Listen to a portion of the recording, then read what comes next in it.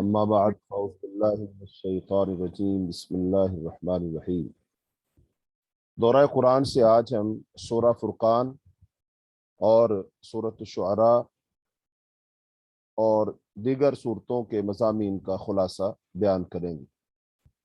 تو سورہ فرقان یہ مکی صورت ہے اور مکی صورتوں کے موضوع کی طرح اس کا موضوع بھی عقیدت توحید، رسالت اور مشرکین مکہ کو آخرت کے دن پر یقین لانے، ایمان لانے، اور اس کے ساتھ ساتھ جو نیک لوگ ہیں، جو صحیح مومن ہیں، عباد الرحمن ہیں، ان کی صفات بیان کی گئی ہیں۔ اور جہاں تک اس کے زمانہ نزول کا تعلق ہے تو یہ سورہ فرقان اور سورہ المؤمنون کے ساتھ رسول اللہ صلی اللہ علیہ وسلم کے قیام مکہ کے تیسرے دور یعنی 6 نبوی سے 10 نبوی میں حضرت عمر رضی اللہ تعالیٰ کے قبول اسلام کے بعد غالباً 7 نبوی میں یہ صورت نازل ہوئی، جب آپ صلی اللہ علیہ وسلم پر مسحور اور مفتری ہونے کا الزام تھا۔ چنانچہ اس صورت میں آپ صلی اللہ علیہ وسلم اور قرآن پر کیے گئے اعتراضات کا جواب دیا گیا۔ یہ وہی زمانہ تھا جب نئے نئے مسلمان صحابہ کی تربیت مقصود تھی۔ اس صورت میں رسول اللہ صلی اللہ علیہ وسلم کو اور رسول اللہ صلی اللہ علیہ وسلم کو ساری دنیا کے لیے نذیر للعالمین نذیرہ ٹھہرایا گیا، یعنی ساری دنیا کے لیے ڈرانے والے۔ اور یہ وہی زمانہ ہے جب سورہ انبیاء اور سورہ المؤمنون نازل ہوئی۔ تو اس صورت کا جو مرکزی مضمون ہے تو اس میں قرآن مجید کے آفاقی اور انفسی دلائل کی روشنی میں رسول اللہ اور قرآن پر الزامات و اعتراضات کے مثبت جواب دیے گئے ہیں، اور منکرین توحید و آخرت مشرکین مکہ کے خلاف اتمام حجت کرنے اور جنت کے مستحق عباد الرحمن جو اللہ کے بندے ہیں، عباد الرحمن ان کی صفات بتا کر مرعوبیت کے بغیر دعوت و تبلیغ کا جہاد کبیر برپا کرنے کی ہدایت کی گئی۔ تو اس صورت کو سمجھنے کے لیے مختلف حصوں میں اگر تقسیم کر لیا جائے تو بات آسانی سے سمجھ آ جائے گی۔ تو اس کو 6 حصوں میں تقسیم کریں، اور پہلا حصہ جو ہے وہ آیت نمبر 1 سے آیت نمبر 3 تک ہے۔ تو اس میں اللہ تعالیٰ کی قدرت اور من دون اللہ کی بے بسی پر روشنی ڈالی گئی ہے۔ اللہ تعالیٰ نے اپنے بندے محمد صلی اللہ علیہ وسلم پر قرآن اس لیے نازل کیا کہ وہ سارے جہان والوں کے لیے تنبیہ ہو، سارے جہان والوں کے لیے کو وہ ڈرائے۔ تبارک الذی نزل الفرقان علی عبدہ لیکون للعالمین نذیرا۔ اور اللہ زمین و آسمان کا بادشاہ ہے اور اس کی کوئی اولاد نہیں ہے، اس کی حکومت میں کوئی شریک نہیں ہے۔ اس نے ہر چیز کو پیدا کر کے اس کی تقدیر مقرر کر دی ہے، یعنی کہ ایک اس کا خاص وقت مقرر کر دیا ہے جب تک اس نے رہنا ہے، اور جب اس کی وہ اجل، وہ مدت ختم ہو جائے گی تو وہ چیز ختم ہو جائے گی۔ اس کے برخلاف من دون اللہ، یعنی جو اللہ کے علاوہ لوگوں نے اپنے معبود بنا رکھے ہیں، نہ خالق ہیں، نہ تو اپنے آپ کو کوئی فائدہ اور نقصان پہنچا سکتے ہیں، نہ ہی زندگی موت اور موت کے بعد کی زندگی کا وہ اختیار رکھتے ہیں۔ تو یہ بات سورت کے شروع میں کہی گئی۔ اس کے بعد جو دوسرا حصہ ہے وہ آیت نمبر 4 سے آیت نمبر 34 تک، اور اس میں رسول اللہ صلی اللہ علیہ وسلم اور قرآن پر الزامات و اعتراضات کے جوابات دیے گئے ہیں کہ مشرکین مکہ کے غلط عقائد کی تفصیل بیان کی گئی اور ان کی تردید کی گئی۔ مشرکین مکہ قیامت کا انکار کرتے تھے، انہیں دوزخ کی بشارت دی گئی، بل کذبوا بالساعۃ واعتدنا لمن کذب بالساعۃ سعیرا۔ اور مشرکین مکہ اپنے خود ساختہ خداؤں کو ولی، سرپرست اور کارساز سمجھتے تھے، ان کی گرفت کی گئی۔ قالوا، انہوں نے کہا، سبحانک ما کان ینبغی لنا ان نتخذ من دونک من اولیاء ولکن متعتهم وآباؤهم حتی نسوا الذکر وکانوا قوما بورا۔ پھر اس کے بعد تیسرا حصہ اس سورت کا آیت نمبر 35 سے آیت نمبر 44، اس میں مشرکین مکہ کو انبیاء کی تاریخ سے عبرت حاصل کرنے کا مشورہ دیا گیا۔ جیسا کہ پیچھے بھی ہم نے ذکر کیا کہ قرآن پاک میں اللہ پاک نے جو یہ مخصوص جو اقوام ہے ان کا تذکرہ کیا ہے، اور ان کا تذکرہ اس لیے کیا ہے کہ ایک تو یہ عرب کے ارد گرد جو ہے علاقے ان میں تھیں اور انبیاء بھی وہاں مبعوث ہوئے، اور پھر یہ بہت ساری معروف قومیں تھیں، تو اس لیے ان کا تذکرہ کیا کہ جن کا تذکرہ ہے تم جانتے ہو معروف قومیں ہیں، تو لہذا ان کی تاریخ بیان کی گئی۔ تو سب سے پہلے حضرت موسیٰ و ہارون، پھر قوم نوح، پھر عاد و سمود، پھر اصحاب الرأس، اور پھر قوم لوط کے بارے میں بتایا گیا کہ یہ بھی مشرکین مکہ کی طرح منکرین قیامت تھے، یعنی یہ بھی قیامت کا انکار کرتے تھے جیسے تم انکار کرتے ہو، اور رسولوں کی تکذیب کیا کرتے تھے، انہیں ہلاک کیا گیا۔ بل کانوا لا یرجون نشورا، اور قریش کے لیڈر نبی صلی اللہ علیہ وسلم کا مذاق اڑایا کرتے تھے۔ ان کی بیماری کی تشخیص کی گئی کہ ان لوگوں نے اپنی خواہشات نفس کو اپنا خدا بنا لیا۔ ارأیت من اتخذ الہہ ہواہ، تو انہیں جانوروں سے تشبیہ دی گئی، یعنی انہوں نے اپنی خواہشات کو اپنا خدا بنا لیا۔ تو جب انسان اپنی خواہشات کو اپنا خدا بنا لے تو ظاہری بات ہے پھر وہ ایک خدا کی بات مانتا، دو خداؤں کی بات تو نہیں مانے گا نا، تو وہ پھر اپنی خواہشات کے پیچھے چلتا ہے، اور خواہشات ہی شیطان کی وہ چالیں ہیں، وہ جال ہیں، وہ پھندے ہیں جن میں وہ انسان کو پھنساتا ہے، اور پھر جب انسان ان میں پھنس جاتا ہے پھر یہ خواہشات بڑھتی چلی جاتی ہیں، جیسا کہ مرزا غالب نے کہا تھا نا، ہزاروں خواہشیں ایسی کہ ہر خواہش پہ دم نکلے، بہت نکلے میرے ارماں مگر پھر بھی کم نکلے۔ تو ایک خواہش پوری ہوتی ہے تو دوسری خواہش اس کی جگہ آ جاتی، تو لہذا جو صوفیاء قسم کے لوگ ہیں نا، انہوں نے ان خواہشات کے پیدا ہونے سے پناہ مانگی۔ ایک شاعر کہتا ہے کہ آج تک میں نے جتنی بھی خواہشیں کی ہیں وہ ساری کی ساری پوری ہوئی ہیں، لیکن میری سب سے بڑی خواہش یہ تھی کہ میرے دل میں کوئی خواہش ہی پیدا نہ ہو، لیکن یہ میری پوری نہیں ہوئی۔ تو اس کا مطلب یہ جو خواہشات ہیں ان کے ذریعے سے شیطان انسان کو بہکاتا ہے، اور انسان پھر ان خواہشات کا ایسا اسیر ہوتا ہے، خواہشات کا غلام بن جاتا ہے، اور خواہشات اس کا الہ بن جاتی ہیں۔ جیسے اللہ تعالیٰ نے فرمایا ارأیت من اتخذ الہہ ہواہ، تو اب یہ جو ہے نا، کوئی شخص کہہ سکتا ہے جی ہم نے تو اپنی خواہشات کو اپنا خدا نہیں بنایا، ہمارا خدا تو اللہ ہی ہے۔ ہاں، لیکن اس کا معنی سمجھ لیجیے۔ حضرت عبداللہ ابن سلام رضی اللہ تعالیٰ عنہ، عبداللہ بن سلام ایک یہودی تھے یہ پہلے، اور بعد میں انہوں نے اسلام قبول کیا۔ تو قرآن پاک میں ایک آیت نازل ہوئی کہ اتخذوا احبارهم ورهبانهم اربابا من دون اللہ، کہ جو تھے نا یہود و نصارہ، انہوں نے اپنے احبار اور رہبان یعنی مذہبی جو پیشواؤں کو رب بنا لیا تھا اللہ کے علاوہ رب۔ اچھا، جب یہ آیت نازل ہوئی تو حضرت عبداللہ بن سلام رضی اللہ تعالیٰ عنہ نبی صلی اللہ علیہ وسلم کی خدمت میں آئے اور عرض کی کہ اللہ کے رسول، آیت میں یہ ہے کہ ہم نے اپنے مذہبی رہنماؤں کو اپنا خدا بنا لیا تھا، حالانکہ ہم نے تو اپنا خدا نہیں بنایا تھا۔ یعنی قرآن کہہ رہا ہے خدا بنایا تھا، لیکن عبداللہ بن سلام جو بذات خود پہلے یہودی تھے وہ کہہ رہے ہیں ہم نے خدا نہیں بنایا تھا۔ اب اس کا کیا مطلب؟ تو اس کا مطلب کیا ہے کہ قرآن پاک کی آیت نعوذ باللہ خلاف واقعہ ہے، کیا ایسا نہیں تھا؟ تو وہ پھر اعتراض کر سکتے ہیں کہ دیکھو جی ہم نے خدا بنایا نہیں تھا، قرآن کہتا ہے ہم نے خدا بنایا، تو اس کا مطلب قرآن میں تو غلط بات ہے، یہ کوئی کہہ سکتا تھا۔ لہذا انہوں نے اپنی طرف سے کوئی بات نہیں سمجھی، انہوں نے اپنی طرف سے نہیں سوچا، بلکہ وہ خود رسول اللہ صلی اللہ علیہ وسلم کے پاس آئے، چونکہ قرآن کا معنی مفہوم وہی درست ہوگا جو اللہ کے رسول صلی اللہ علیہ وسلم بیان کریں گے، اور جو کوئی شخص قرآن کا مفہوم مطلب اپنی طرف سے کوئی بیان کرے گا تو اس کا مطلب وہ درست نہیں ہوگا۔ جیسا کہ آج بہت سارے لوگ منکرین حدیث ہیں، وہ حدیث کا انکار کرتے ہیں، وہ کہتے ہیں کہ صرف قرآن ہدایت کے لیے کافی ہے، لہذا وہ حدیث کا انکار کرتے ہیں۔ لہذا اب ایسے لوگوں سے جب پوچھا جائے کہ اچھا قرآن کی آیت کا مطلب بتاؤ، اس یہ مطلب بتاؤ، اس کا مطلب بتاؤ، وہ پھر اپنی طرف سے مطلب بیان کرتے ہیں، اور جو وہ مطلب بیان کرتے ہیں وہ بہت دور کی کوڑی لاتے ہیں، اور وہ غلط مفہوم بیان کرتے ہیں۔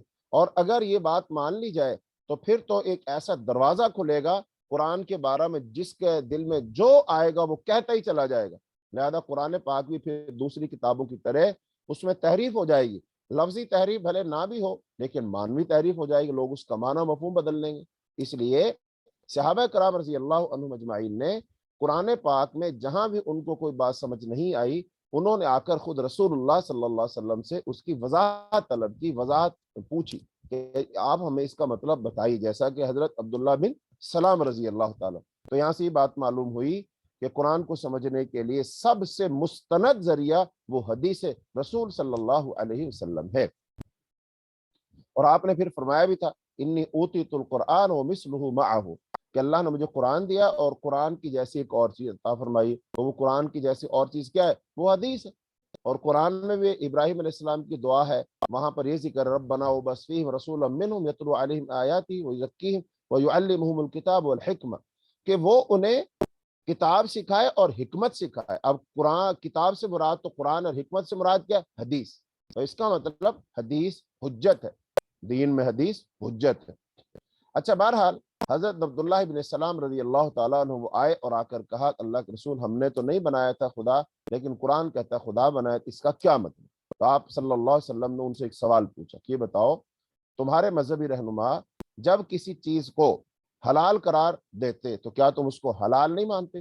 جس کو وہ حرام قرار دے دیتے کیا تم اس کو حرام نہیں مانتے؟ کہا جی ہاں یہ تو مانتے ہیں۔ تو فرمایا یہی خدا بنانا؟ اس کا مطلب اگر حلال و حرام کا اختیار ان کے پاس تم مان لو تو گویا کہ تم نے انہیں خدا بنا لی، رب بنا لی۔ ایسے ہی یہاں پر سمجھیے اس آیت کا مطلب کیا، ارأیت من اتخذ الہہ ہواہ، کیا آپ نے ایسے شخص کو دیکھا جس نے اپنی خواہشات کو اپنا خدا بنا لیا؟ اب جو خواہش نفس ہے نا، یہ تو جب خواہش کرتا ہے تو خواہش کرتا ہے نفس، تو یہ حلال کی بھی خواہش کرتا ہے، حرام کی کرتا ہے، زیادہ حرام کی کرتا ہے حلال کی بجائے، اور زیادہ لوگ حرام کاریوں میں پڑے ہوئے۔ تو لہذا اب اگر کوئی شخص اپنے نفس کی ان خواہشات کو مانے کہ وہ جو حرام کا اس کو حکم دیتا ہے، تو اس کا مطلب اس شخص نے اپنے نفس کو اپنا الہ، اپنا معبود بنا لیا۔ تو یہ کہا جا رہا ہے مشرکین مکہ نے اپنے نفس کو گویا کہ اپنا معبود بنا رکھا ہے، چونکہ ان کا نفس جو کہتا ہے یہ وہ کر دیتے۔ تو اس کا مطلب انسان کو اپنے نفس کا اسیر نہیں ہونا چاہیے۔ اچھا، اب جو رمضان ہے نا، رمضان بھی اللہ پاک در حقیقت یہی اس لیے لاتے ہیں کہ رمضان کا فلسفہ یہ ہے، روزے کا فلسفہ یہ ہے الحمدللہ یرحمکم اللہ۔ تو اللہ تعالیٰ رمضان کے روزے بھی اسی لیے لائے ہیں تاکہ انسان کے نفس کی اصلاح ہو سکے، انسان میں تقوی پیدا ہو سکے، انسان اپنی خواہشات پر قابو پا لے، انسان کا نفس جو منہ زور ہو چکا ہے نا، تو اس کو لگام ڈالی جائے، ضبط نفس انسان کو سکھایا جائے کہ جب انسان روزہ رکھتا ہے، مثلا اب ہم سب نے روزہ رکھا ہوا، گرمی کا موسم ہے، ظاہری بات ہے پیاس لگتی ہے، لیکن پانی موجود ہے۔ اب نفس چاہتا ہے پانی پیے، پانی کی ڈیمانڈ کر رہا ہے نفس، لیکن ہم نے نفس کو پانی نہیں پلانا۔ کیوں نہیں پلانا؟ اس کو سمجھانا ہے کہ روزہ ہے اور روزہ اللہ کا حکم ہے، لہذا تجھے پانی نہیں ملے گا۔ اس کا مطلب یہ نفس کی تربیت کی جا رہی ہے، نفس کو اللہ کے حکموں کے تابع لایا جا رہا ہے، اس نفس کو اللہ کے حکموں کا غلام بنایا جا رہا ہے۔ بھوک لگی ہے، کھانا موجود ہے، کوئی روکنے ٹوکنے والا نہیں، آپ کھانا کھا سکتے، لیکن اب آپ کا نفس مطالبہ کرتا ہے کھانا کھاؤ، کھانے کی طلب ہے، کھانا نہیں کھاتے آپ۔ اس کا مطلب یہ نفس کی تربیت کی جا رہی ہے کہ تیری بات نہیں مانی جائے گی، اللہ کی بات مانی جائے گی، تو میرا الہ نہیں ہے، اللہ میرا الہ ہے۔ لیکن اگر کوئی شخص اپنے نفس کی خواہش کو پورا کرتے ہوئے وہ پانی پی لے، وہ کھانا کھا لے، وہ روزہ ہی نہ رکھے، یا پھر اور وہ کام کر لے جن سے اللہ نے منع کیا ہے، اس کا مطلب اس نے پھر اپنے نفس کو الہ بنا لیا، معبود بنا لیا، یہ اس کا غلام ہے، یہ اس کی بات مانتا ہے۔ تو یہاں سے ہر شخص کو دیکھنا چاہیے کہ میں اپنے نفس کا غلام ہوں کہ اللہ کا غلام ہوں، مجھ پر میرا نفس غالب ہے کہ میرے نفس پر اللہ کا حکم غالب ہے۔ ہر انسان کو اس طریقے سے اپنا محاسبہ کرنا چاہیے، اپنا جائزہ لینا چاہیے، اپنے گریبان میں جھانکنا چاہیے۔ تو اس طرح جب ہم اپنا محاسبہ کریں گے تو پھر ہم اپنی اصلاح کریں گے۔ اس لیے حضرت عمر رضی اللہ تعالیٰ کہا کرتے تھے حاسبوا قبل ان تحاسبوا، اپنا خود محاسبہ کرو اس سے پہلے کہ تمہارا محاسبہ کیا جائے۔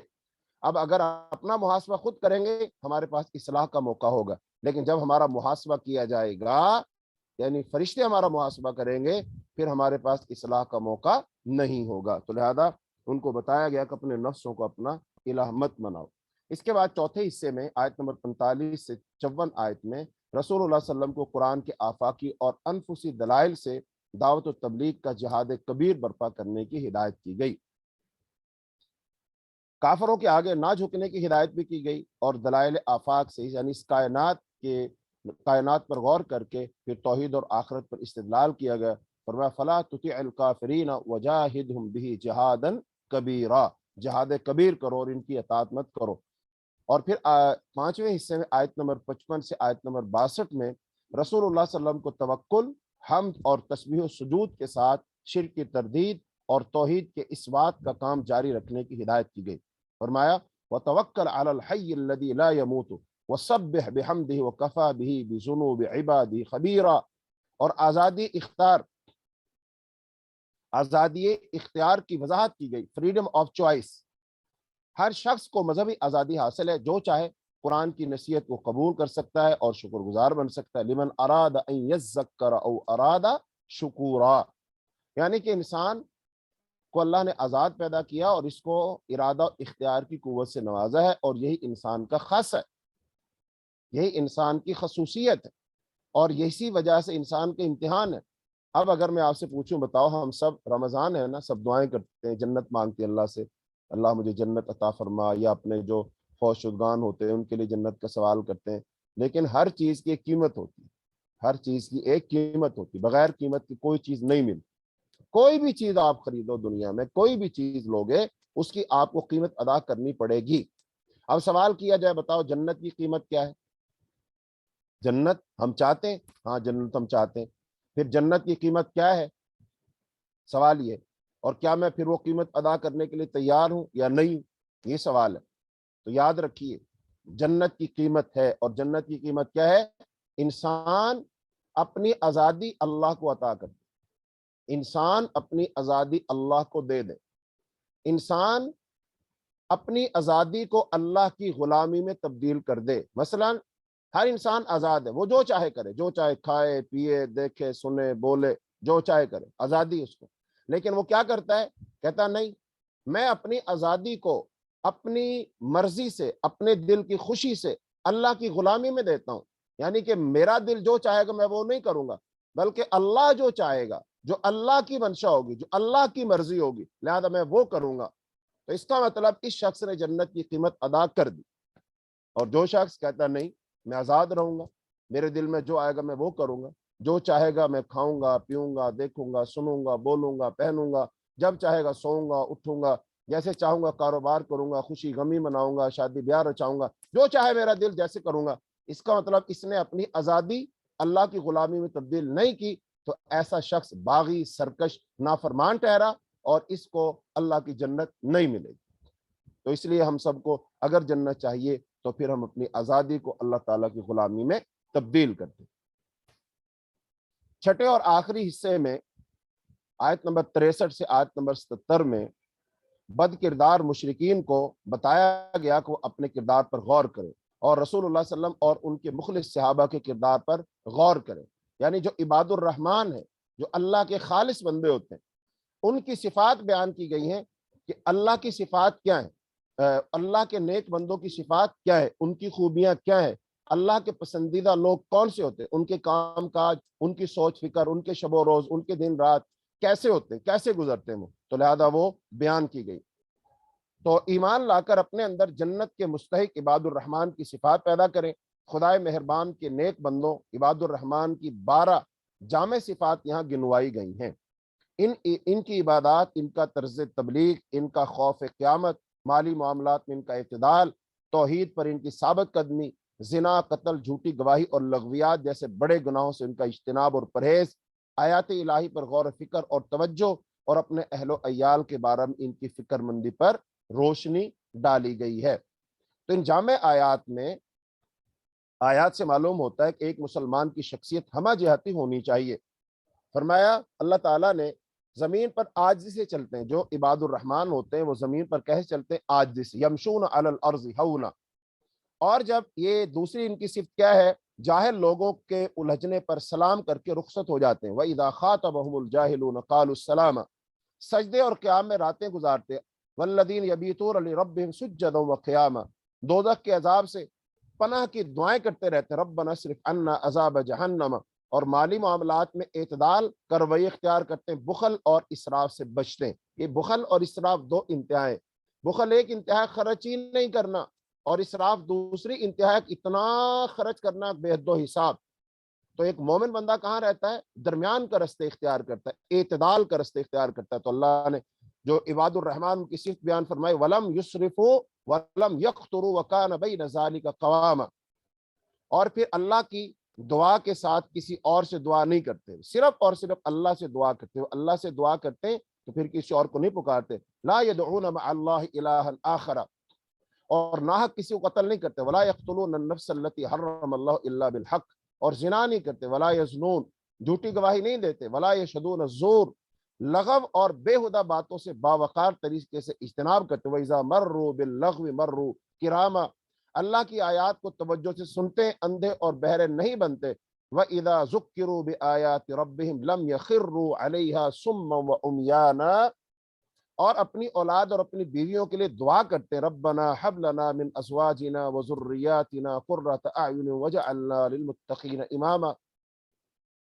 اور آخری آیت میں انہیں صاف صاف بتا دیا گیا کہ اللہ تعالیٰ تو جنت کی طرف دعوت دے رہا ہے، لیکن جو لوگ قرآن اور رسول کی دعوت مسترد کر کے دوزخ میں جانا چاہتے ہوں تو اللہ بھی بے نیاز ہے۔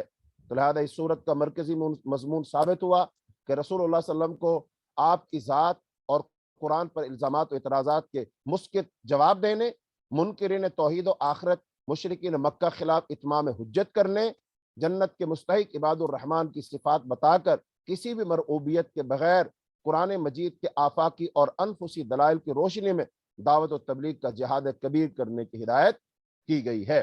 تو یہ سورہ فرقان کے اندر اللہ رب العالمین نے مشرکین مکہ کو سمجھایا۔ اس کے بعد ہے سورۃ الشعراء۔ شعراء یہ شاعر کی جمع ہے،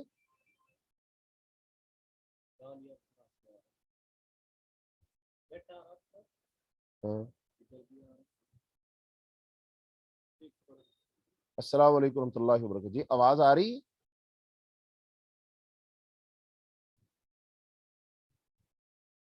السلام علیکم۔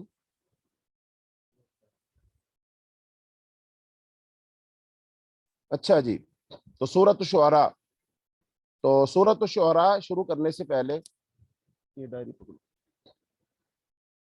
تو آپ سب لوگوں کو دو باتوں کی طرف توجہ ہم دلا دیں۔ نمبر ایک، تو معلوم ہے آپ لوگوں کو کل ہفتہ ہے، اور ہفتے کے دن ہماری جو کلاس ہوتی ہے وہ 1 گھنٹہ پہلے شروع کی جاتی ہے، اور اس کی وجہ بتائی تھی کہ کچھ انتظامی معاملات ہیں جن کی وجہ سے 1 گھنٹہ پہلے کلاس شروع کی جاتی ہے۔ ایک تو اس طرف توجہ کرنی چاہیے، آپ سب لوگوں کو اس کے مطابق کل کلاس میں آنا چاہیے۔ اور یہ میں سب سے گزارش کروں گا کہ 20 دن، آج 20واں روزہ ہے، آگے 9 یا 10 دن باقی ہیں، تو اللہ تعالیٰ نے آپ لوگوں کو ہمت توفیق دی ہے، تو اسی طرح باقاعدگی سے آتے رہیں، اللہ آپ کو جزائے خیر دے، اور جو میری بہنیں بیٹیاں مائیں نہیں آ رہی ان کو بھی آنا چاہیے۔ تو جو ٹائم ہوگا بروز ہفتہ سعودی عرب کے مطابق وہ 12:30 پر، انڈیا میں 3 بجے پورے، اور پاکستان میں 2:30 پر، اور UAE میں 1:30 پر کلاس کا ٹائم ہوگا۔ تو ایک تو اس کو ذہن میں رکھیے گا، کل کلاس 1 گھنٹہ پہلے شروع ہوگی۔ اور دوسری بات، جیسا کہ کل وہ آپ کے سامنے افریقہ اور پھر اس میں نائجیریا ملک، اور اس کے اندر پانی کا جو کنواں ہے، نلکے وغیرہ وہاں لگواتا ہے ادارہ، تو اس کے لیے آپ لوگوں سے گزارش کی تھی اس میں ادارے کے ساتھ تعاون فرمائے، تاکہ وہاں کے جو غریب مسلمان ہیں ان کے لیے پانی کا بندوبست ہو سکے۔ یہ جو پانی ہے نا، یہ پانی چونکہ زندگی ہے، اللہ تعالیٰ نے ہر چیز کو پانی سے بنایا، تو لہذا جو مخلوق خدا کو پانی پلاتا ہے نا، اللہ اس پر خاص اپنا فضل فرماتے ہیں۔ جیسا کہ ایک حدیث میں آتا ہے نا کہ ایک بدکارہ عورت تھی، فاحشہ عورت تھی، تو اب وہ ایک دفعہ ایک کنویں کے پاس سے گزر رہی تھی، تو وہاں ایک کتا تھا، اور کتا پیاسا تھا، اور اب وہ پیاس کی وجہ سے اس زبان نکلی ہوئی تھی، بعض روایت کے مطابق وہاں جو کنویں کے قریب گیلی مٹی ہوتی ہے نا، اس مٹی کو چاٹ رہا تھا۔ تو جب اس عورت نے اس کتے کی پیاس کو دیکھا تو اس کے دل میں رحم آیا، اور اس نے پھر اپنا دوپٹہ لیا اور دوپٹے کے ساتھ جوتا باندھا اور اس کو کنویں میں لٹکایا، اور اس سے پانی نکالا اور اس کتے کو پانی پلایا۔ تو اس خاتون نے جو کہ بدکارہ عورت تھی، اس نے کتے کو پانی پلایا، تو اللہ تعالیٰ نے اس کے اس عمل کی وجہ سے اس کو بخش دیا، اسے معاف کر دیا۔ تو جب کوئی انسان اللہ کی مخلوق میں سے جو حقیر سی مخلوق ہے کتا، اس کتے کو پانی پلا دے اللہ اس کو بخش دیتا ہے۔ تو جب ہم اشرف المخلوق انسانوں کو، اور انسانوں میں سے پھر مسلمانوں کو، اگر ان کے پانی پینے کا بندوبست کریں گے تو یقیناً اللہ رب العالمین ان تمام لوگوں پر اپنا فضل فرمائے گا، انہیں معاف فرمائے گا جو مخلوق خدا کو پانی پلاتے ہوں گے۔ تو اس لیے آپ سب جتنا حسب توفیق ہو ضرور اپنے زکوٰۃ صدقات میں سے ادارے کو فنڈ بھیجیے تاکہ نائجیریا کے مسلمانوں کے لیے پانی کا بندوبست کیا جا سکے۔ اللہ آپ سب لوگوں کو ہمت توفیق دے اور اللہ قبول فرمائے۔ سورۃ الشعراء، تو شعراء یہ شاعر کی جمع ہے، اور چونکہ اس میں شاعروں کا تذکر اللہ پاک نے کیا ہے کہ شاعر جو ہوتا ہے وہ ان کی پیروی کرنے والے گمراہ لوگ ہوتے ہیں، اور وہ ہر وادی میں چرتے ہیں، اور جو وہ کہتے ہیں وہ کرتے نہیں ہیں، تو ایسے شعراء کی مذمت کی گئی ہے۔ تو لہذا اب اس صورت کا جو زمانہ نزول ہے وہ وہی ہے 6 سے 10 نبوی۔ تو اس میں یہ صورت نازل ہوئی کہ جب کہ عربی قرآن پر شک کے ساتھ اعتراض کیا جا رہا تھا، اور رسول اللہ صلی اللہ علیہ وسلم پر جنون کا الزام عائد کیا جا رہا تھا کہ نعوذ باللہ آپ کو جنون ہے، پاگل پن ہے۔ اور جب قریشی کی عادت کو 6 قوموں یعنی قوم نوح، عاد، سمود اور لوط، شعیب اور موسیٰ، ان تمام نبیوں کی اقوام کا تذکرہ کیا، اور پھر قوموں کے انجام سے عبرت حاصل کرنے کا مشورہ دیا گیا، اور پھر آیت نمبر 214 میں وَأَنذِرْ عَشِيرَتَكَ الْأَقْرَبِينَ اعلان عام سے ذرا پہلے 4 نبوی میں نازل ہوئی، جس کے بعد آپ نے کوہ صفا پر چڑھ کر بابانگ دوہل دعوت توحید دی۔ تو اب یہ اس کا زمانہ نزول ہے۔ تو لوگوں نے آپ پر اعتراض کیا کہ آپ تو نعوذ باللہ ایسی جو باتیں کرتے ہیں تو یہ تو آپ شاعر ہیں، آپ کو تو جنون ہے، آپ تو پاگل پن ہے۔ تو اللہ تعالیٰ نے یہ صورت نازل کر کے ان کو سمجھایا کہ بھلا شاعر ایسے ہوتے ہیں، شاعروں کا کلام ایسا ہوتا ہے، ان کا اخلاق اور کردار ایسا ہوتا ہے۔ جس شخص کو تم 40 سال تک صادق اور امین کہتے رہے اس کو اب تم شاعر کہہ رہے ہو، جس نے آج تک کبھی جھوٹ نہیں بولا اس کو تم شاعر کہہ رہے ہو، اور پھر لاؤ بڑے بڑے شاعروں کو اور ان سے کہو کہ یہ بھی شاعر ہے نا تو اس جیسا کلام بنا کر لاؤ، تو کوئی نہیں تم کلام بنا کر لا سکو، اس کا مطلب یہ شاعر نہیں ہے، یہ کسی انسان کا کلام ہی نہیں، یہ تو اللہ کا کلام ہے۔ پھر اس کا مطلب یہ اللہ کا کلام ہے تو یہ اللہ کے رسول ہے، تو اللہ اپنے رسول پر اپنا کلام نازل کرتا ہے، تو اس سے تو تمہیں ہدایت حاصل کرنی چاہیے، الٹا تم اس نبی پر اعتراضات کر رہے ہو۔ تو یہ بات ان کو سمجھائی گئی۔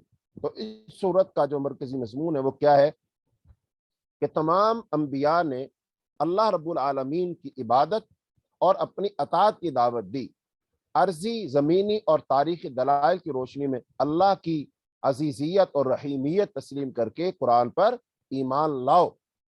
تو یہ دعوت انہیں دی گئی ہے سورہ الشعراء میں۔ تو اب سورہ الشعراء کو ہم سمجھنے کے لیے اس کو 10 حصوں میں تقسیم کر لیں، اور پھر ہر پیراگراف میں جو پیغام ہے اس کو ہم سمجھیں۔ تو سورہ شعراء 10 پیراگرافوں پر مشتمل ہے۔ پہلا اور آخری پیراگراف، پہلا اور آخری حصہ تعارف قرآن اور دلائل ربوبیت پر مشتمل ہے کہ اللہ تعالیٰ ہی رب ہے۔ دوسرے میں اللہ تعالیٰ کی عزیزیت اور رحیمیت کے عرضی دلائل پیش کیے گئے ہیں۔ تو پہلا جو حصہ ہے وہ آیت نمبر 1 سے آیت نمبر 6 پر مشتمل ہے، جس میں جو دلائل ربوبیت اور تعارف قرآن وہ بیان کیا گیا، اور آخری حصہ بھی تعارف قرآن پر مشتمل ہے۔ تو محمد صلی اللہ علیہ وسلم کی درد مندی کا ذکر کیا گیا کہ اگر یہ مشرکین ایمان نہ لائیں تو کیا آپ اپنی جان کھو دیں گے، یعنی آپ اپنے آپ کو ہلاک کر دیں گے؟ نہیں لاتے تو نہ لائیں، آپ کا کام تو صرف اللہ کا پیغام ان تک پہنچانا ہے، آپ کسی پر داروغے نہیں ہیں، اور نہ آپ سے اس بات کی پوچھ ہوگی کہ آپ نے ان کو مسلمان کیوں نہیں کیا، آپ کا کام تو صرف حق بات ان تک پہنچا دینا، باقی اللہ جانے اور یہ جانے۔ اور رسول اللہ صلی اللہ علیہ وسلم کی تکذیب اور آپ کے استہزاء پر قریش کو دھمکی دی گئی۔ اور دوسرے حصے میں آیت نمبر 7 سے آیت نمبر 9 میں یہاں پر اللہ تعالیٰ کی 2 صفات عزیزیت اور رحیمیت کے وہ دلائل پیش کیے گئے کہ انسان کو دعوت فکر دی گئی کہ وہ زمین پر غور کرے۔ زمین انسان کو نباتات کے ذریعے سے طرح طرح کی سبزیاں اور پھل فراہم کرتی ہے، اور یہی زمین انسان کی قبر بن جاتی ہے۔ زمین اللہ تعالیٰ کی صفت عزیزیت اور صفت رحیمیت کے دلائل فراہم کر رہی ہے، یعنی کہ ایک تو اللہ تعالیٰ غالب ہے، اس کا مطلب زمین پر اللہ کا حکم چل رہا ہے، اور دوسرا اللہ رحیم و کریم ہے جو اس زمین کے ساتھ انسان کی تمام ضروریات کی چیزیں پیدا کر رہا ہے. تو اس کا مطلب اگر اللہ نہ چاہے تو یہ سب کچھ پیدا نہ ہو. یہ بھی سب کچھ پیدا نہ ہو دنیا میں قحط پڑ جائے گا, لوگوں کے پاس اناج نہیں ہوگا, غلہ نہیں ہوگا, کھانے پینے کے لیے چیزیں نہیں ہوں گی, تو انسان خود بخود ہلاک ہو جائے گا. لیکن اللہ تعالیٰ ہلاک نہیں نہ کر رہا کیونکہ وہ رحمان اور رحیم ہے.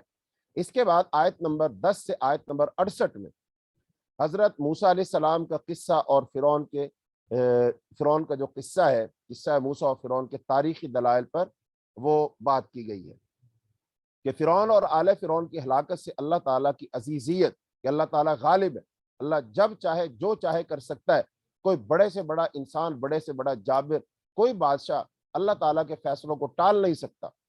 تو یہ تاریخی ثبوت فراہم کیا گیا اور موسیٰ اور بنی اسرائیل کی نجات سے اللہ تعالیٰ کی رحیمیت ثابت ہو گئی کہ اللہ تعالیٰ رحمان اور رحیم ہے, وہ جب چاہے جس کو چاہے کسی کے ظلم سے نجات دے سکتا ہے. اللہ نے حضرت موسیٰ اور حضرت ہارون دونوں کو حکم دیا کہ فرعون کے پاس جا کر کہہ دینا کہ ہم دونوں اللہ رب العالمین کے پیغمبر ہیں. فَأْتِيَا فِرْعَوْنَ فَقُولَا إِنَّا رَسُولُ رَبِّ الْعَالَمِينَ. فرعون نے پوچھا رب العالمین کیا ہوتا ہے؟ قال فرعون ما رب العالمین.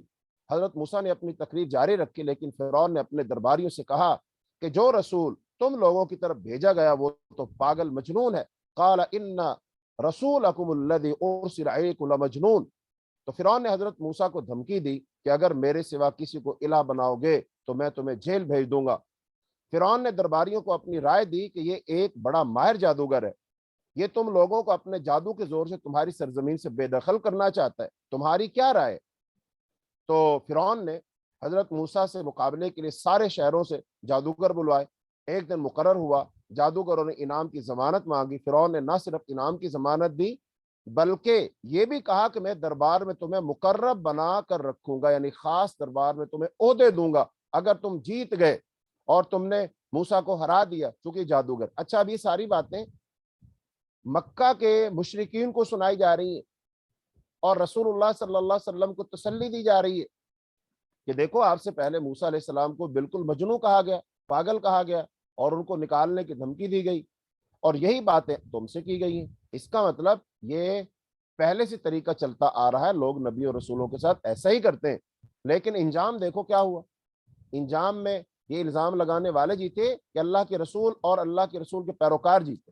اس کا مطلب صاف مطلب یہی ہے کہ اللہ کے رسول غالب آیا اور رسول کے ماننے والے وہی بچے, اور جو جابر اور سرکش قسم کے لوگ تھے جو الزام لگا رہے تھے وہ تباہ و برباد ہو گئے. تو تسلی رکھیں, تباہ و برباد یہی ہوں گے. قال نعم انکم اذا لمن المقربین. تو فرعون نے کہا اگر تم نے موسیٰ علیہ السلام کو ہرا دیا اپنے جادو کے ذریعے تو میں تمہیں نہ صرف انعام دوں گا بلکہ تم میرے مقرب لوگوں میں, خاص بندوں میں شامل ہو جاؤ گے. تو جادوگروں نے فرعون کے اقتدار اور عزت کی قسم کھا کر اپنی لاٹھیاں اور رسیاں پھینکی اور کہا ہم غالب رہیں گے. فَأَلْقَوْا حِبَالَهُمْ وَعِصِيَّهُمْ وَقَالُوا بِعِزَّةِ فِرْعَوْنَ إِنَّا لَنَحْنُ الْغَالِبُونَ. لیکن حضرت موسیٰ کا عصا ان کی لاٹھی سانپ بن گیا اور ان کے سانپوں کو نگل گیا. فرعون کے بلائے ہوئے جادوگر مسلمان ہو گئے. قَالُوا آمَنَّا بِرَبِّ رَبِّ الْعَالَمِينَ رَبِّ موسیٰ وَحَارُونَ. فرعون غضبناک ہوا اور کہنے لگا میری اجازت کے بغیر تم کس طرح ایمان لے آئے؟ قال آمنتم له قبل ان آذن لكم. جو کہ فرعون یہ سمجھتا تھا کہ میرا حکم چلتا ہے تو میرے حکم کے بغیر تو کوئی کچھ کر ہی نہیں سکتا. لہذا یہیں پر ان اہل ایمان نے فرعون کے منہ پر ایک تماچا دے مارا, لو ہم خود مسلمان ہو گئے, تجھ سے پوچھنے کی ضرورت کیا ہے, ہم تجھ سے نہیں پوچھتے, ہم تجھ سے اجازت نہیں لیتے اور ہم مسلمان ہو گئے تاکہ تو خاک آلود ہو جائے کہ ہر چیز پر تیرا حکم نہیں چلتا, تیری منشا اور مرضی کے مطابق لوگ یہاں پر زندگی نہیں گزاریں گے. تو فرعون کو یہ ظاہر بات ہے دھچکا لگا اور پھر اس نے لوگوں اور اپنی دھاک بٹھانے کے لیے اور لوگ ان پر ظلم کیا. پھر فرعون نے دھمکی دی یہ تم جادوگروں کی باہمی سازش تھی, تمہارے بڑے جادوگر موسیٰ نے تمہیں جادو سکھایا. انہ لکبیرکم الذی علمکم السحر. میں تمہارے ہاتھ پاؤں مخالف سم سے کٹوا دوں گا. لأقطعن ایدیکم وارجلکم من خلاف ولأصلبنکم اجمعین. اور تم سب کو پھانسی پر لٹکاؤں گا. جادوگروں نے ثابت قدمی کا مظاہرہ کیا اور کہنے لگے کوئی مسئلہ نہیں, ہمیں اپنے رب کی طرف ہی لوٹنا ہے. قالو, ہاں انہوں نے کہا کہ کوئی پرواہ نہیں ہمیں, ہم نے اپنے رب کی طرف لوٹنا ہے. فقض ما انت قاض, تو جو کچھ کر سکتا کر لے, لیکن اب جو حقیقت ہمیں نظر آ گئی ہے نا اس کو ہم چھوڑ نہیں سکتے, اب ہم ایمان نہیں چھوڑ سکتے. کسی شاعر نے کہا تھا نا کہ جفا کی تیغ پہ گردن وفا شعاروں کی کٹی ہے برسر میدان مگر جھکی تو نہیں، کہ جب کسی کے دل میں ایمان کی جوت جاگ جائے اور اس کے دل میں ایمان داخل ہو جائے، پھر اس کے دل سے ایمان نہیں جاتا، جان جاتی ہے تو چلی جائے لیکن ایمان نہیں جاتا۔ تو یہ ایمان کی بشاشت اور لذت ہوتی ہے، جب انسان اس کو ایک دفعہ چکھ لیتا ہے تو پھر اس کے لیے تمام دنیا کو چھوڑ دیتا ہے لیکن اپنے ایمان کا سودا نہیں کرتا ہے۔ تو چوتھے حصے میں آیت نمبر 69 سے آیت نمبر 104 میں حضرت ابراہیم علیہ السلام کا قصہ بیان کر کے اللہ کے دو صفات، وہی عزیزیت اور رحیمیت، وہ ثابت کی گئی کہ حضرت ابراہیم نے اپنے والد اور اپنی قوم سے مباحثہ کیا اور پوچھا کیا پوچھتے ہو؟ مورتیاں؟ سوال کیا کیا یہ مورتیاں کان رکھتی ہیں یعنی سنتی ہیں؟ کیا نفع و نقصان قدرت رکھتی ہیں؟ جواب ملا نہیں۔ لیکن باپ دادا کو اسی طرح پایا، قالوا بل وجدنا آباءنا كذلك يفعلون۔ اب اس کا مطلب جواب تو ابراہیم علیہ السلام کو دینا چاہیے تھا، جو عقل کے مطابق تھا، جو اصولی جواب تھا وہ دینا چاہیے تھا کہ ہاں بھائی نہ یہ دیکھتی ہیں، نہ سنتی ہیں، نہ بولتی ہیں، نہ نفع نہ نقصان، کچھ بھی نہیں دے سکتی۔ اس کا مطلب پھر انہیں کیوں پوچھتے ہو؟ ان کے نام کی دعائی کیوں دیتے ہو؟ ان کے نام کی نظر نیاز کیوں دیتے ہو؟ چھوڑو ان کو، دفع کرو پھر۔ اب انہوں نے آگے سے یہ تو نہیں کہا، لیکن آگے سے انہوں نے کیا کہا؟ انہوں نے کہا بھائی دیکھو بات یہ ہے، تمہاری بات صحیح ہے، جو تم کہہ رہے ہو صحیح ہے کہ یہ باقی نفع نقصان تو نہیں دیتی، دیکھتے سنتے نہیں، چلتے پھرتے نہیں، مدد وغیرہ تو نہیں کرتے، لیکن ہم کیا کریں، ہم نے اپنے باپ دادا کو ایسے ہی کرتے ہوئے دیکھا تھا۔ یہ ہے وہ آبا پرستی، آج بھی یہ موجود ہے، اور مشرکین مکہ میں بھی یہ موجود تھی۔ وہ رسول اللہ صلی اللہ علیہ وسلم کی باتوں کو سنتے تھے، تسلیم کرتے تھے، ان کا دل مانتا تھا، لیکن اندر سے پھر ایک حمیت، وہ غیرت، وہ جذبہ کہ لے بھائی پھر تو ہم نے اس کی بات مان لی، اس کا مطلب یہ سچا، ہم جھوٹے ہو گئے، پھر ہمارے باپ دادا بھی غلط ہیں، ہم بھی غلط ہیں، اور یہ پھر صحیح ہے، نہ نہ نہ نہ نہ، ایسا نہیں کریں گے۔ تو اس کا مطلب آج بھی اگر کسی کو قرآن بتایا جائے، حدیث بتائی جائے کہ دیکھو قرآن میں یہ لکھا ہوا ہے، حدیث میں یہ لکھا ہے، اللہ نے یہ فرمایا، رسول اللہ صلی اللہ علیہ وسلم نے یہ فرمایا، صحابہ کرام نے ایسے کیا، لوگ پھر بھی سوچتے رہتے اچھا لیکن ہم تو ایسے کرتے ہیں، ہماری جماعت تو ایسے کرتی ہے، اتنے سارے لوگ تو ایسے کرتے ہیں، کیا پھر وہ ساری غلط ہیں؟ اچھا لوگ یہ کہتے ہیں، چاہیے کیا کہ جب آپ کو معلوم ہو گیا قرآن میں یہ، حدیث میں یہ، پھر تو تمہیں اللہ کا شکر ادا کر کے ہر چیز کو چھوڑ چھاڑ کر کے، نہ دائیں دیکھنا چاہیے نہ بائیں، تم کو چاہیے قرآن اور حدیث پر عمل پیرا ہو جاؤ، چاہیے تو یہ۔ لیکن لوگ آج بھی یہی باپ دادا کی پیروی کرتے ہیں، باپ دادا کی دین پہ چلتے ہیں، ابھی بھی اپنے رسوم و رواج کو دین پر ترجیح دیتے ہیں، اور یہی ہماری ناکامی کی سب سے بڑی وجہ ہے۔ حضرت ابراہیم علیہ السلام نے بتوں کو اپنا دشمن قرار دیا، فَإِنَّهُمْ عَدُوٌّ لِّي إِلَّا رَبَّ الْعَالَمِينَ، اللہ تعالیٰ کی صفات گنوائی کہ میرا رب خالق اور ہادی ہے، مطعم ہے، ساقی ہے یعنی کھلانے والا پلانے والا، اور وہ شفا دینے والا ہے، اور محیی اور ممیت ہے۔ کون ہے؟ بات کرو۔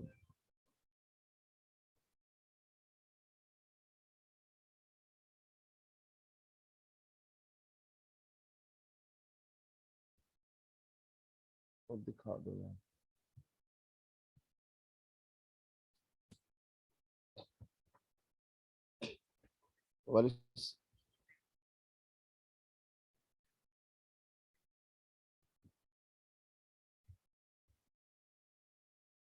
اچھا اچھا، ٹھیک ہو گیا انشاءاللہ، ٹھیک ہے، بس کوئی بات نہیں، اس طرح بس ٹھیک ہے، نہ نہ۔ اچھا جی تو ابراہیم علیہ السلام نے بتایا کہ میرا جو رب ہے نا، تو اللہ تعالیٰ کی صفات بیان کی، اللہ تعالیٰ کا تعارف کروایا کہ میرا جو رب ہے وہ تو خالق بھی ہے، ہدایت بھی دیتا ہے، کھلاتا بھی ہے، پلاتا بھی اور شفا بھی دیتا ہے، اور زندہ بھی وہ کرتا ہے اور مارتا بھی وہ، اور اسی سے قیامت کے دن خطاؤں کی معافی کی امید رکھتا ہوں۔ حضرت ابراہیم نے دعا کی مجھے حکم عطا کر اور صالحین کے ساتھ ملا دے، بعد والوں میں سچی ناموری عطا کر، جنت کا وارث بنا، میرے والد کو معاف کر دے، وغفر لے ابھی، وہ گمراہ ہے، قیامت کے دن رسوا نہ کرنا، قیامت کے دن مال اور اولاد کام نہیں آئیں گے، یوم لا ینفع مال ولا بنون، کہ نہ مال کام آئے گا نہ بیٹے۔ قیامت کے دن عقیدہ توحید پر یکسو رہنے والا قلب سلیم ہی کام آئے گا، الا من اتی اللہ بقلب سلیم، اور اس دن جنت متقین کے قریب ہوگی اور دوزخ یعنی بہکے ہوئوں کے لیے کھول دی جائے گی۔ اور اس کے بعد جو پانچواں حصہ ہے آیت نمبر 105 سے آیت نمبر 122 میں، اس میں حضرت نوح علیہ السلام کا قصہ بیان کر کے اللہ تعالیٰ کی انہی دو صفات کو بیان کیا گیا کہ اللہ غالب بھی ہے، اللہ رحم کرنے والا بھی ہے۔ تو قوم نوح مشرک تھی، 5 بتوں کی پوجا کیا کرتی تھی، ود، سوا، یغوث، یعوق اور نصر، یہ 5 بڑے بت تھے، اور یہ انشاءاللہ سورہ نوح جب آگے آئے گی تو وہاں پر ان کی وضاحت ہم انشاءاللہ تفصیل سے کریں گے۔ حضرت نوح علیہ السلام کو سنسار کرنے کی دھمکی دی انہوں نے، قالوا لئن لم تنتہی یا نوح لتکونن من المرجومین۔ حضرت اللہ تعالیٰ نے حضرت نوح اور اس کے ساتھیوں کشتی میں سوار کر کے نجات دی، یہ اللہ کی رحیمیت تھی، اور بقیہ تمام کافروں کو اللہ تعالیٰ نے غرق کر دیا، یہ اللہ تعالیٰ کا غالب و عزیز ہونا ہے۔ تو اس طرح تمام جو نبیوں کی اور ان کی اقوام کا تذکرہ ہے، اور آخر میں آیت نمبر 192 سے آیت نمبر 227 میں، اس میں پہلے پیراگراف کی طرح قرآن کا مزید تعارف کروایا گیا کہ رسول اللہ صلی اللہ علیہ وسلم کو ہدایات اور تسلی دی گئی، اور قریش مکہ کو پچھلی قوموں کی طرح کے عذاب کی دھمکی دی گئی۔ یہ قرآن رب العالمین کی طرف سے نازل شدہ ہے، وَإِنَّهُ لَتَنزِيلُ رَبِّ الْعَالَمِينَ، اور روح الامین اسے لے کر آئے ہیں، اور وہی رب العالمین ہے جو عزیز ہے، جس نے ماضی میں کئی ناشکری قوموں کو ہلاک کیا، اور وہی رب العالمین ہے جو رحیم بھی ہے، جس نے اپنے پیغمبروں اور پر ایمان لانے والے شکر گزار بندوں کو بچا لیا۔ یہ قرآن کوئی شیطانی کلام نہیں ہے، اور رسول اللہ صلی اللہ علیہ وسلم جیسی شخصیت پر کیسے شیطان اتر سکتے ہیں؟ اور شیاطین تو صرف جو جال سازوں اور بدکاروں پر اترتے ہیں، یہ قرآن شاعری بھی نہیں ہے۔ شاعر لوگ تو ہر وادی میں بھٹکتے اور کہتے، وہ جو کہتے ہیں وہ کرتے نہیں۔ وَأَنَّهُمْ يَقُولُونَ مَا لَا يَفْعَلُونَ، رسول اللہ صلی اللہ علیہ وسلم جیسی شخصیت شاعر کیسے ہو سکتی ہے؟ وہ تو منذر یعنی خبردار کرنے والے اور ڈرانے والے ہیں، لہذا ان پر جلدی ایمان لے آؤ۔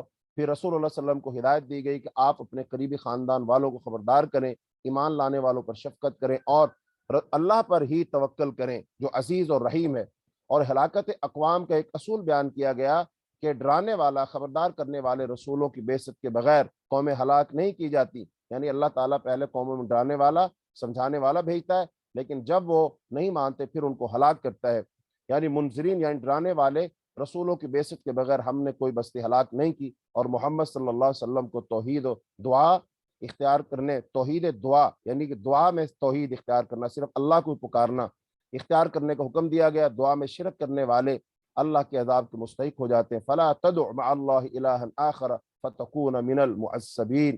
تو اللہ، آج ہماری کلاس جو ہے وہ 45 منٹ کی ہونی ہے، آج چونکہ کوئی دوسری کلاس بھی ہے، تو اس لیے آج ہم اپنے سبق کو یہیں پر اختتام کرتے ہیں، اور اللہ سے دعا کرتے ہیں اللہ تعالی ہمیں قرآن پاک کو پڑھنے، سمجھنے، اس پر عمل کرنے کی توفیق عطا فرمائے۔ وآخر دعوانا الحمد للہ رب العالمین۔